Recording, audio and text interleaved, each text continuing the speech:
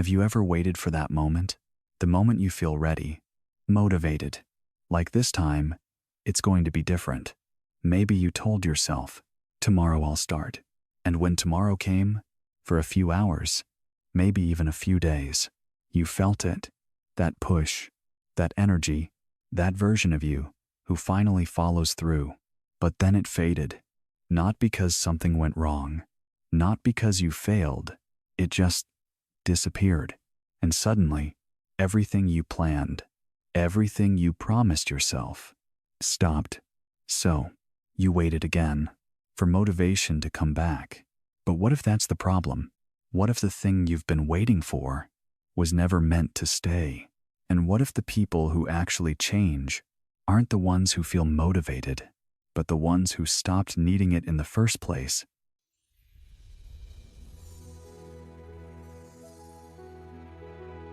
In a small town in Ohio, there was a 8-year-old man named Marcus. Marcus worked as a warehouse packer, 8 hours a day, sometimes 10, $16 an hour. Every morning, he clocked in at 7 a.m. Every evening, he came home exhausted. His apartment was small, 1 bedroom, old furniture, rent, $850 a month. After bills, groceries, and gas, he was lucky if he had $50 left. Marcus wasn't lazy. In fact, he was one of the hardest workers in the building. But no matter how much he worked, his life never changed. And deep down, that scared him. Because if hard work didn't work, then what did? But the real problem wasn't his job. It was something much harder to see.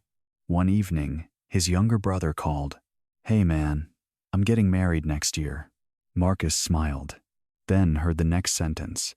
"I want you there, but flights are like $600. Marcus paused. $600. Might as well have been $6,000. That night, he sat at his kitchen table, staring at his bank balance, $142.37. That's when it hit him. He wasn't just struggling, he was stuck. And worse, he had no idea how to get out. "Is this really it?" he whispered. Because if nothing changed, this wouldn't just be one missed trip. It would be a lifetime of limits. And that's when something inside him finally broke. The next morning, Marcus didn't follow his usual routine. No rush, no autopilot. Instead of heading straight to work, he stopped outside a small bookstore he had passed hundreds of times, but never entered. For a moment, he hesitated. Books don't fix money problems, he thought. But then, another voice pushed back. Neither has what you've been doing. So he walked in. He didn't know what he was looking for, just something different. After a few minutes, one title caught his attention. It wasn't flashy. It wasn't popular, but one line hit him harder than anything else. "You don't need inspiration. You need standards." Marcus stood there, reading that sentence again, because for the first time, he realized something uncomfortable. He didn't lack effort. He lacked a standard for his life. He had been reacting, not deciding, accepting, not aiming. That's when something shifted. Not motivation, not excitement, clarity. He bought the book, and that small decision, walking into a place he used to ignore, became the first real move in a completely different direction. The man's name was Richard, late 60s. Calm voice, no flashy clothes. He asked one simple question. How many of you believe you can earn 3 times more than you do today? No one raised their hand. Richard smiled. That's why you don't. Then he explained something Marcus had never heard before. Your brain is always solving the problem you give it. Right now, your brain is solving for survival. That's why you stay stuck. But if you change the target, you change the result. Then he gave them a system. 5 steps. 1. Define exact monthly income goal. 2. Write it down clearly every day. 3. Visualize income entering your account. 4. Ask daily, what moves me closer? 5. Take one action immediately. 6. Track progress weekly. 7. Adjust strategy, not the goal.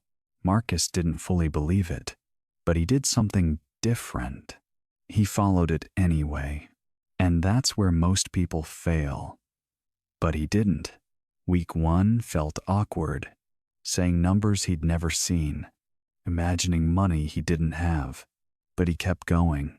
Day 5. Something shifted. He noticed a small business near his warehouse that needed packaging help. He offered a service. They agreed. $300 extra that week. Then another idea. Then another.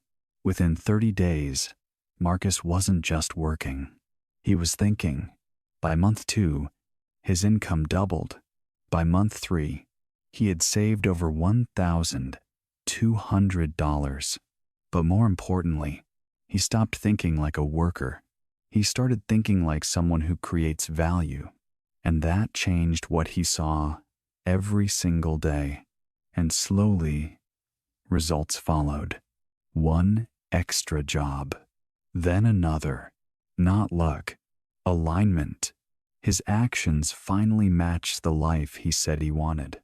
And for the first time in years, he felt momentum. And that changed what he saw every single day. 3 months later, Marcus faced a decision. Stay safe or take a risk. A small logistics company offered him a contract. Not stable, not guaranteed, but high potential. He hesitated. Old thoughts came back. What if it fails? But then he asked the question Richard taught him. What moves me closer to my goal? And he said yes. The first month was messy. Long hours, uncertain results.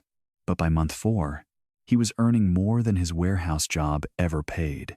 By month 6, he left the warehouse and booked that $600 flight without stress.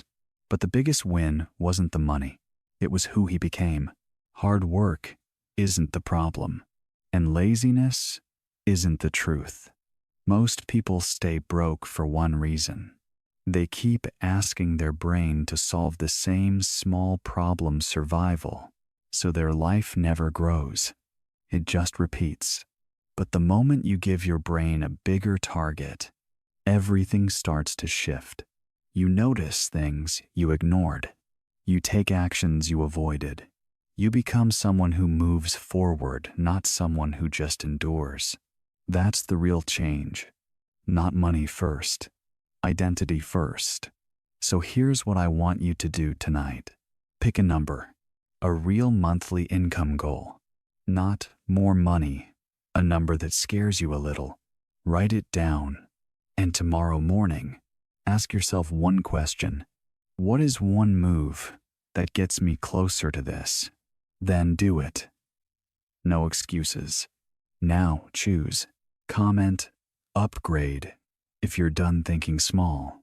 Comment, same, if you're about to repeat the same life again tomorrow. Be honest. And if you're serious about changing your life, the next video breaks down exactly what to do every morning to rewire your brain step by step. I pinned it. Go watch it now.